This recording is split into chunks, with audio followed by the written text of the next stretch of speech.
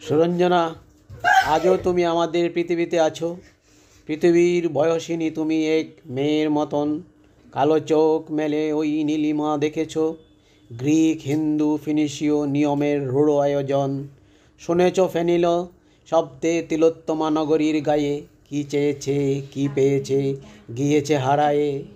বয়স বেড়েছে ঢের নরনারীদের, ঈষৎ নিবেছে সূর্য নক্ষত্রের আলো, তবুও সমুদ্র নীল ঝিনুকের গায়ে আলপনা, একটি পাখির গান কীরকম ভালো। মানুষ কাউকে চায়, আর সেই নিহত উজ্জ্বল ঈশ্বরের পরিবর্তে অন্য কোনো সাধনার ফল।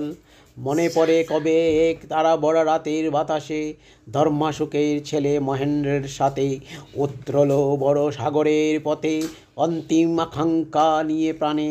তবুও কাউকে আমি পারিনি বুঝাতে, সেই ইচ্ছা সঙ্গ নয়, শক্তি নয় কর্মীদের, সুধীদের বিবর্ণতা নয়, আরও আলো মানুষের তরে এক মানুষের গভীর হৃদয়।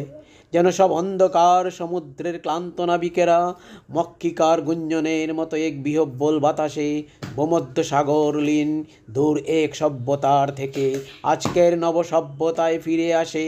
তুমি সেই অপরূপ সিন্ধু রাত্রি মৃতদের রোল দেহ দিয়ে ভালোবেসে, তবু আজ ভোরের কল্লোল সুরঞ্জনা।